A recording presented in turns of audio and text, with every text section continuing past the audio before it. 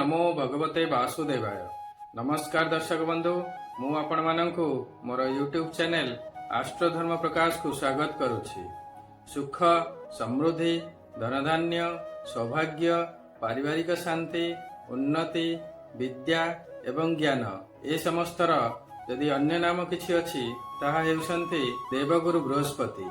देवगुरु बृहस्पति अतिचारी अवस्था रे मिथुन राशि को चलन करिवे। एही अवस्था वर्षे 2 वर्ष नुहे बरं 8 वर्ष पर्यंत रहिबो। 2025 मे रु 2032 पर्यंत देवगुरु बृहस्पति अतिचारी अवस्था रे रहिबे।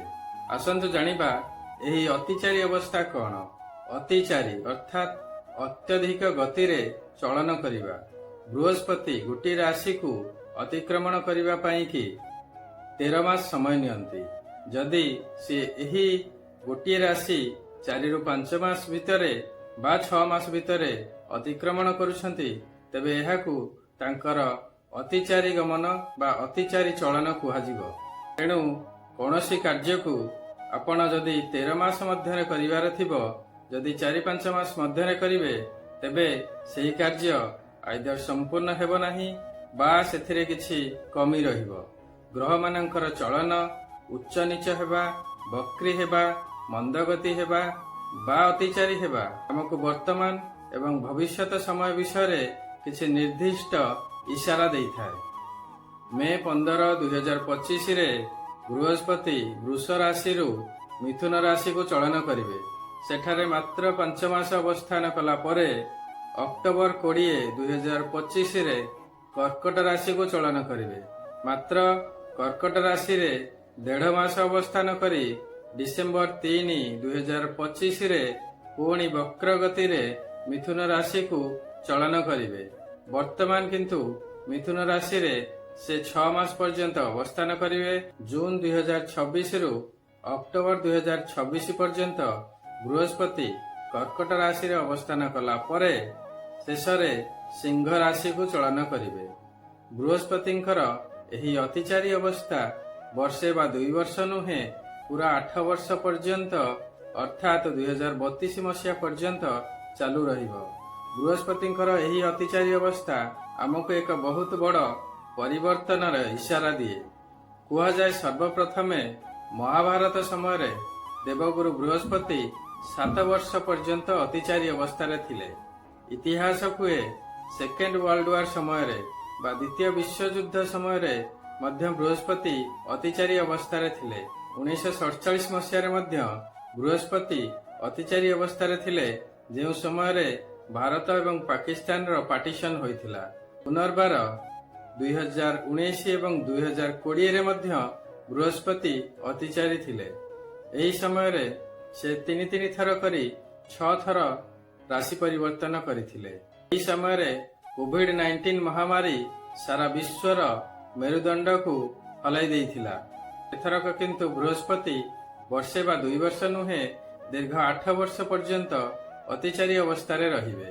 प्रत्येक वर्ष बृहस्पति 2 रु 3 थर राशि परिवर्तन करिवे।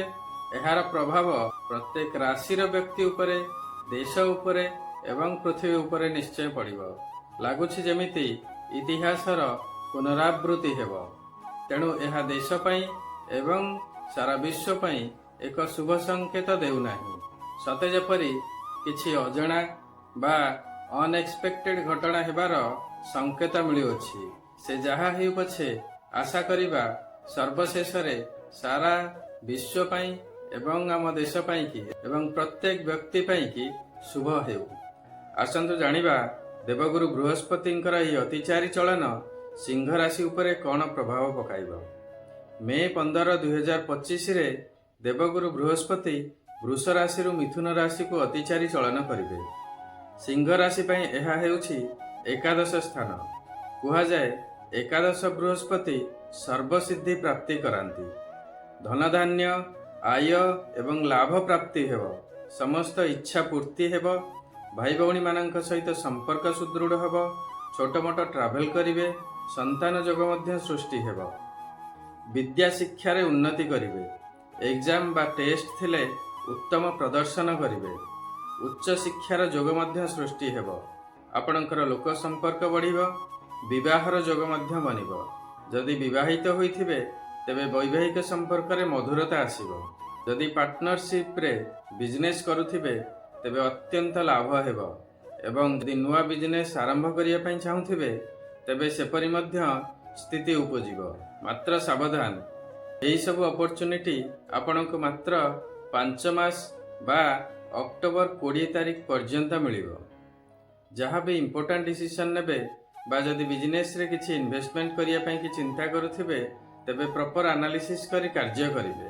କାରଣ ଅକ୍ଟୋବର 20 ତାରିଖ ଦିନ ଦେବଗୁରୁ ବୃହସ୍ପତି ଆପଣଙ୍କର ଦ୍ୱାଦଶ ସ୍ଥାନ ବା କର୍କଟ ରାଶିକୁ ଚଳନ କରୁଛନ୍ତି।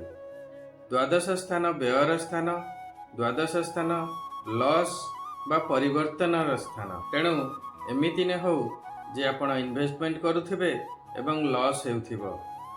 ଧୈର୍ଯ୍ୟ ଧରି ପ୍ରପର ଆନାଲିସିସ୍ କରି କାର୍ଯ୍ୟ କରନ୍ତୁ। ଅକ୍ଟୋବର 20ରୁ ବୃହସ୍ପତି ମାତ୍ର 1.5 ମାସ ଆପଣଙ୍କର ଦ୍ୱାଦଶ ସ୍ଥାନରେ ଅବସ୍ଥାନ କରିବେ। ଏହି ସମୟରେ ଆପଣଙ୍କର ସ୍ୱାସ୍ଥ୍ୟ ଭଲ ରହିବ, ବନ୍ଧୁବାନ୍ଧବମାନଙ୍କ ସହିତ ସମ୍ପର୍କ ମଧ୍ୟ ଭଲ ରହିବ। ଆପଣ ଧର୍ମ କର୍ମ ପ୍ରତି ଏବଂ ଆଧ୍ୟାତ୍ମିକତା ପ୍ରତି ଆକର୍ଷିତ ହେବେ। ଆପଣଙ୍କର ଦୈନନ୍ଦିନ ଜୀବନରେ ଗୋଟିଏ ପରିବର୍ତ୍ତନ ଦେଖାଦେବ। 3 ଡିସେମ୍ବର 2025 ଗୁରୁ ପୁନର୍ବାର ମିଥୁନକୁ ବକ୍ର ହୋଇ ଚଳନ କରିବେ ଏବଂ ବର୍ତ୍ତମାନ ଏଠାରେ ପୁଣି 5 ମାସ ଅବସ୍ଥାନ କରିବେ। ଆପଣଙ୍କର ପୂର୍ବ 5 ମାସର ଯେଉଁ ସବୁ କାର୍ଯ୍ୟ ଅସମ୍ପୂର୍ଣ୍ଣ ଥିଲା ବା ଅଧାରୁ ଅଟକିଥିଲା ବା ବିଳମ୍ବ ହେଉଥିଲା, ବର୍ତ୍ତମାନ ସେ ସମସ୍ତ କାର୍ଯ୍ୟ ସମ୍ପୂର୍ଣ୍ଣ ହେବ। 2 ଜୁନ 2026ରେ ବୃହସ୍ପତି ପୁନର୍ବାର କର୍କଟ ରାଶିକୁ ଚଳନ କରିବେ। ବର୍ତ୍ତମାନ କିନ୍ତୁ ଦେବଗୁରୁ ବୃହସ୍ପତି ଦ୍ୱାଦଶ ସ୍ଥାନରେ 5 ମାସ ଅର୍ଥାତ୍ ଅକ୍ଟୋବର 2026 ପର୍ଯ୍ୟନ୍ତ ଅବସ୍ଥାନ କରିବେ। ଦ୍ୱାଦଶ ବୃହସ୍ପତି ଆପଣଙ୍କୁ ଖର୍ଚ୍ଚାନ୍ତ କରାଇବେ। ଆପଣ ନିଜକୁ ଅଧିକରୁ ଅଧିକ ସମୟ ଧର୍ମକର୍ମ ଏବଂ ଆଧ୍ୟାତ୍ମିକତା କାର୍ଯ୍ୟରେ ନିୟୋଜିତ କରିବେ ଏବଂ ଧର୍ମସ୍ଥାନକୁ ଭ୍ରମଣ ମଧ୍ୟ କରିବେ।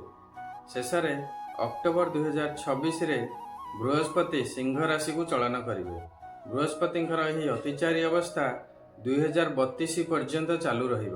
ଗୁରୁଙ୍କର ଦୃଷ୍ଟି ଗଙ୍ଗା ଜଳ ପରି ପବିତ୍ର ଅଟେ। ଆସନ୍ତା 8 ବର୍ଷ ଗୁରୁଙ୍କର ଏହି ଅତିଚାରୀ ଅବସ୍ଥା ଆପଣଙ୍କୁ ବହୁତ ଅପରଚ୍ୟୁନିଟି ଆଣିଦେବ। କାର୍ଯ୍ୟ ହେବାର ସ୍ଥିତି ବନିବ ଏବଂ ବିଗିଡ଼ିବ ମଧ୍ୟ। କୌଣସି କାର୍ଯ୍ୟ ଆରମ୍ଭ ହୋଇ ବିଳମ୍ବ ହେବ ତ କେଉଁ କାର୍ଯ୍ୟ ଅଚାନକ ହେବ। ତେଣୁ ଆପଣଙ୍କୁ ସବୁ କାର୍ଯ୍ୟ ଭାବିଚିନ୍ତି ପ୍ରପର ଆନାଲିସିସ୍ କରି କରିବାକୁ ପଡ଼ିବ। ବାଣିଜ୍ୟ ବ୍ୟବସାୟ ହେଉ, ବିଦ୍ୟା ଶିକ୍ଷା ହେଉ, କର୍ମକ୍ଷେତ୍ର ହେଉ ବା ବିବାହ ପରି ଅନୁଷ୍ଠାନ ହେଉ, ଧୈର୍ଯ୍ୟର ସହିତ କାର୍ଯ୍ୟ କରିବେ, ଶୁଭଫଳ ପ୍ରାପ୍ତି ନିଶ୍ଚୟ ହେବ। ଆମେ ଜାଣିଛେ ଯେ ସିଂହ ରାଶିର ଗୋଚରରେ ଶନି ଅଷ୍ଟମ ସ୍ଥାନରେ ଅବସ୍ଥାନ କରିଛନ୍ତି, ଅର୍ଥାତ୍ ଶନି 7.5ର ମଧ୍ୟମ ଚରଣ। ସାଧାରଣତଃ କାର୍ଯ୍ୟ ବିଳମ୍ବ ହୁଏ, ବ୍ୟବସାୟର କ୍ଷତି ହୁଏ, ଧନହାନି ହୁଏ। ତେଣୁ ସେମିତି ନ ହେଉ କି ଦେବଗୁରୁ ବୃହସ୍ପତିଙ୍କର କୃପାରୁ ଅପରଚ୍ୟୁନିଟିର ବର୍ଷା ହେଉ ଏବଂ ଆପଣ ରିସ୍କ ପରେ ରିସ୍କ ନେଇ ଚାଲନ୍ତୁ ଏବଂ ଲସ୍ ପରେ ଲସ୍ କରି ଚାଲନ୍ତୁ। ତେଣୁ ପ୍ରତ୍ୟେକ ଅପରଚ୍ୟୁନିଟିର ପ୍ରପର ଆନାଲିସିସ୍ କରିବେ ଏବଂ ଡିସିସନ୍ ନେବେ। ଶନିଙ୍କର 7.5ର ପ୍ରଭାବ କମ୍ କରିବା ପାଇଁ ଏବଂ ଦେବଗୁରୁ ବୃହସ୍ପତିଙ୍କର ଆଶୀର୍ବାଦ ପ୍ରାପ୍ତି ପାଇଁ ଆପଣ ଶନିଦେବ ଏବଂ ବୃହସ୍ପତିଙ୍କର ପ୍ରତିକାର ନିଶ୍ଚୟ କରନ୍ତୁ। ପ୍ରତ୍ୟେକ ଦିନ ଗୋଟିଏ ମାଳା ଶନିଦେବଙ୍କର ବୀଜ ମନ୍ତ୍ର ଜପ କରନ୍ତୁ, ଯଥା ଓମ୍ ଶମ୍ ଶନିଶ୍ଚରାୟ ନମଃ। ପ୍ରତ୍ୟେକ ଶନିବାର ଶନି ମନ୍ଦିର ଯାଆନ୍ତୁ, ଶନିଦେବଙ୍କର ପୂଜାର୍ଚ୍ଚନା କରନ୍ତୁ ଏବଂ ରାଶି ତେଲରେ ଦୀପଟିଏ ଦାନ କରନ୍ତୁ। ପ୍ରତ୍ୟେକ ଦିନ କାଉ ଏବଂ କୁକୁରଙ୍କୁ ଖାଦ୍ୟ ଦିଅନ୍ତୁ ଏବଂ ଗରିବ ଶ୍ରମଜୀବୀମାନଙ୍କୁ ଖାଦ୍ୟ ଏବଂ ବସ୍ତ୍ର ଦାନ କରନ୍ତୁ। ଶୁଭ ନିଶ୍ଚୟ ହେବ। ଦେବଗୁରୁ ବୃହସ୍ପତି ହେଉଛନ୍ତି ଗୁରୁଙ୍କର ପ୍ରତୀକ। ତେଣୁ ଆପଣ ଯଦି ଗୁରୁ ଦୀକ୍ଷା ନେଇଥିବେ ତେବେ ପ୍ରତ୍ୟେକ ଦିନ ଗୁରୁମନ୍ତ୍ର ଜପ କରନ୍ତୁ, ନଚେତ୍ ବୃହସ୍ପତିଙ୍କର ବୀଜ ମନ୍ତ୍ର ଓಂ ଗ୍ରାଂ ଗ୍ରିଂ ଗ୍ରୌଂ ସହ ଗୁରବେ ନମଃ ଜପ କରନ୍ତୁ। ପ୍ରତ୍ୟେକ ଦିନ ଆପଣଙ୍କର ଇଷ୍ଟ ଦେବତା କୃଷ୍ଣ, ରାମ, ଜଗନ୍ନାଥ, ଗଣେଶ ବା ହନୁମାନ ହୁଅନ୍ତୁ। ପ୍ରତ୍ୟେକ ଦିନ ଶ୍ରଦ୍ଧାପୂର୍ବକ ତାଙ୍କର ପୂଜାର୍ଚ୍ଚନା କରନ୍ତୁ। ନିଜର କୁଳ ପୁରୋହିତ ଏବଂ ବ୍ରାହ୍ମଣଙ୍କ ସହିତ ସମ୍ପର୍କ ଭଲ ରଖନ୍ତୁ। ମାତା ପିତା, ଗୁରୁଜନଙ୍କର ସେବା କରନ୍ତୁ। ସମୟ ନିଶ୍ଚୟ ଭଲରେ ଯିବ। ପ୍ରତ୍ୟେକ ଗୁରୁବାର ଘରର ଐଶାନ୍ୟ କୋଣରେ ଏକ ପାତ୍ରରେ କିଛି ଶୁଦ୍ଧ ଜଳ ରଖନ୍ତୁ ସେଥିରେ କିଛି ଗଙ୍ଗା ଜଳ ଏବଂ ଟିକେ ହଳଦୀ ପକାନ୍ତୁ ଏବଂ ତା ପାଖରେ ଗୋଟେ ଗୁଆ ଘିଅର ଦୀପଟିଏ ଜଳାଇ ଦିଅନ୍ତୁ। ଦେବଗୁରୁ ବୃହସ୍ପତିଙ୍କର କୃପା ନିଶ୍ଚୟ ଆପଣଙ୍କୁ ପ୍ରାପ୍ତି ହେବ।